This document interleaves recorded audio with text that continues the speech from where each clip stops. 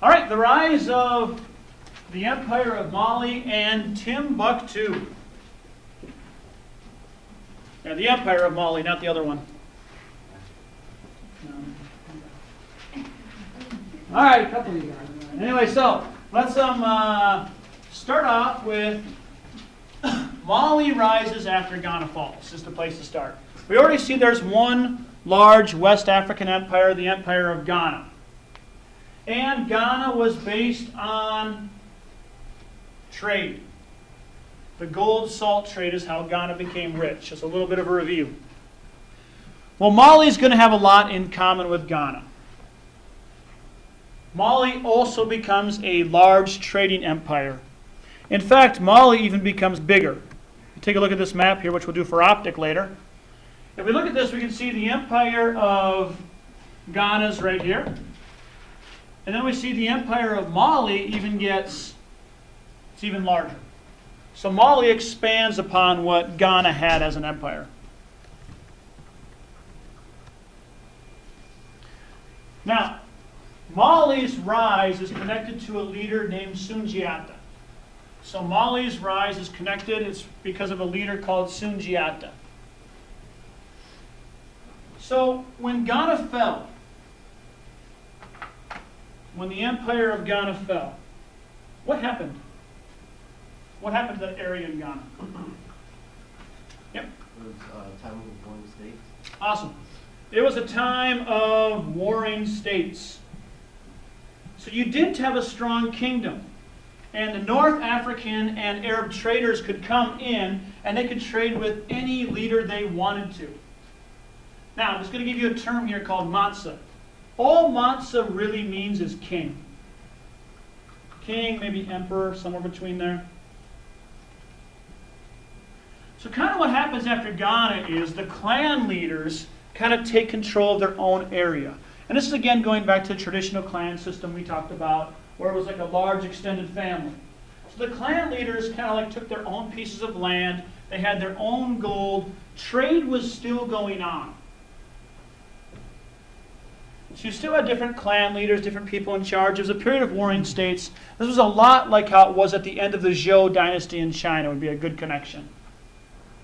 Well, then what happens is, and I'm going to talk about one city a lot today, is also Timbuktu. Timbuktu becomes a major trading center. Even before Mali becomes an empire, Timbuktu is a major trade center that people are coming to. So that's Timbuktu.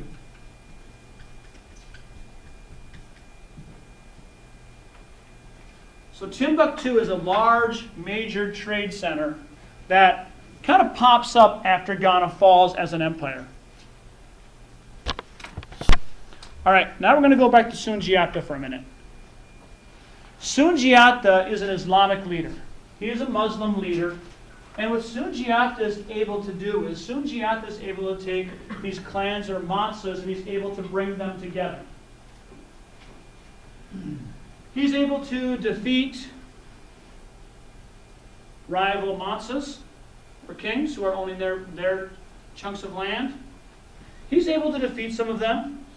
And what happens is he becomes kind of like the strong leader. Now, after he defeats a few clan leaders, you're pretty much given a choice. You can go up against Sundiata, or you can follow him, surrender, and join him. Those are pretty much your options. So Sundiata is pretty much able to take over land, and he forms the Mali Empire. Now, we give the date of the beginning of the Mali Empire at 1235. So AD 1235 is when Mali gets established as an empire. That's when we really see kind of like it becomes its own empire. The first capital of Mali, the first capital is called Niani. So the first capital is called Niani. Now, as the Mali Empire is rising, there becomes this city that, at that time, is just outside of the Mali Empire. And it's called Timbuktu. You can see Timbuktu right here. So Mali, this is the kingdom of Ghana, where Ghana starts. Timbuktu at first is not in the Empire of Mali. It's on the outside of it. It is this commercial center where gold, salt are being traded. It is a very powerful city, but not part of Mali yet. Here's how important of a city it is. There's 3 universities that are centered in Timbuktu. 3 major universities. Along with that, there are 180, we call them Quranic schools. 180 Quranic schools. Quranic comes from the word Quran, which means basically these are like Muslim-run schools. But the government was Islamic, the schools were Islamic, and the religion was Islamic. Now, were they only learning about the Quran and Islam in these schools? No. They were learning about science, as we talked about. They were learning algebra. They were learning other disciplines. And these were some of the best schools you could have been in the world at this time. Along with that, Mali also sets up a major book industry. Now, today that might seem kind of like, oh, book industry, huh? They created books, they wrote books, but they also printed books. So kind of like book copying or book printing was a major industry in Timbuktu. Now, that might seem today like, well, what's the big deal about a book industry? For that time, that would have been like being at the head of information technology. What's information technology today? What do you think if I say information technology? Google, computers, Yahoo, Apple. Well, if you go back to the year 1235, what was the way you got information out? Books. That was the leading technology for information technology. So, in a way, Timbuktu is kind of like the Silicon Valley of its time. Silicon Valley, if you don't know what that is, that's the place in California where Google is, Yahoo is. If you're into computers and want to work there at all, that's the place you kind of want to end up. It's hard to get there, though. Everyone who works there typically is like Ivy League grads. So it is a tough place to work. And just like the Silicon Valley, the best educated people were working in Timbuktu. There was another university city a lot like Timbuktu. That'd be called Baghdad. And we're going to talk about Baghdad a little later. I'm going to have to get real loud so my computer can hear me. It's recording up there. Can it still see me? Oh, it's working. Good, the green line's moving. All right, so Baghdad is located here in Iraq today. That was a major university city. Timbuktu was a major university over here. They were kind of like sister university cities. One more in the Middle East, one in West Africa. Go ahead, unnamed student. So were they kind of like competitors for like education, like they would? That's a great. That is a great question. They were, and we're going to talk about the professors in the next slide a little bit. So, okay. Do you have anything else to add here? Timbuktu. What's going on? Okay. All right. One last thing. In the 1600s, this is after the West Kingdoms of West Africa all fall. In 1600, there is a scholar named Ahmed Baba, who was exiled in Morocco, which means that his people were defeated and he was forced to live in Morocco and northern Africa. According to his reports, he had 1,600 books in his personal library. 1,600 books in his personal library. That's not including the whole city and the universities and the schools where there were major books and education was advancing. If you were in Europe at this time and you went to a university or a monastery, the average person didn't hold a book. You couldn't get a book hardly. There wasn't a printing press. And this was a major bookmaking industry in Timbuktu. A monastery, which were some of the head of education in Europe at this time, would be lucky if they had five or six books. All right, so that's where Timbuktu was. And again, Timbuktu is just kind of like just on the outside of the empire for a long time. Until this guy comes along, Mansa Musa. Mansa Musa. What does Mansa mean? King. King. So basically he's King Musa. So, Mansa Musa. He backs and he brings a really strong central government to Mali.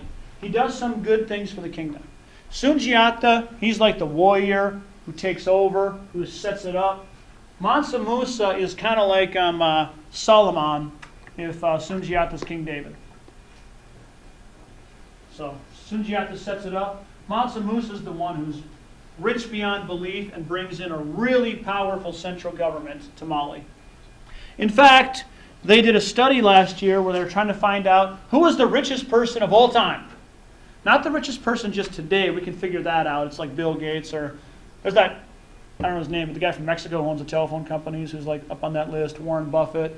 These are the richest people in the world today. Mansa Musa was the richest person of all time ever. He's the richest person ever in human history that we've recorded. The reason why? As king of Mali, he owned all the gold fields. He owned all the gold that was in the kingdom of Mali, technically. So what does he do? He expands the empire. He takes the city of Timbuktu and makes it part of the Mali Empire. So think of Timbuktu before this as like a city-state. Mansa Musa is able to go in, take it over, and it becomes part of the Mali Empire. What he does too is he builds many stunning buildings, he builds many mosques all over the empire. I would compare him to a Pericles. Pericles wanted to beautify the city of Athens to make it like the peak of the Delian League. Mansa Musa beautified the city of Timbuktu, and he made it like the jewel, the capital of the Mali Empire. Now, going back to your point about Baghdad. Did they have a rivalry between Baghdad and Timbuktu? Kind of. We can kind of tell they did. Our evidence of this is Mansa Musa goes to Arabia, and he wants to bring back the best scholars, because in West Africa they're thinking, Islam comes from Arabia. They've been writing longer than we have. They must have the best. Won't that just make sense? So he brings Arabian scholars to Timbuktu. And he's thinking that these Arabian scholars who are going to come in, they're going to teach his professors, teach his teachers, and tell them how to run things. What he finds, though, is when he brings the Arabian professors in, he finds out his own black professors and teachers from Timbuktu, who are just native there, are actually ahead of them. And they're not much help. They're better off without him. So, Mansa Musa builds his royal palace in Timbuktu. He builds another huge mosque in the city of Jeni. We're going to take a look at what that city looks like in a video. Hopefully we get there today. We'll see. And he builds another great mosque in the city of Gao. The city of Gao will come back. It will be important. Today, only the foundation of the mosque exists in Gao. Now, what Mansa Musa is most famous for, though, is he does one of the 5 pillars of Islam. Involves traveling. Anybody remember what it is? Yeah. Say it out loud. What's one of the main 5 pillars of Islam? The Hajj. Awesome. Yeah, so he takes a Hajj. In fact, I'll go get the map out for you that we did for our do now. Somewhere. There it is. So, what he does is he travels from Timbuktu and he goes all the way to Mecca. But he doesn't just travel there with a small little group. According to my source, he brings 60,000 people with him on this Hajj. It's like he's the emperor. He's going to bring a huge entourage with him. They're all going to march together on this huge trip to Mecca. So they get to Mecca, and he brings gold with him. He kind of wants to show, how rich he is, what a big deal he is, and he wants to show the rest of the Muslim world and a lot of the world he knows around him just what a big deal Mali is. And it is. I mean, you get 60,000 people. All of them are carrying an estimated 7 pounds of gold. You do the math on that real quick, and you see it's over 400,000 pounds of gold they bring with them. They travel across the Sahara Desert. They make it all the way to Mecca. But then when he gets there, what's one of the 5 pillars of Islam? Giving. Giving. I'm actually going to stop my recording there. I'll have to start again a little bit.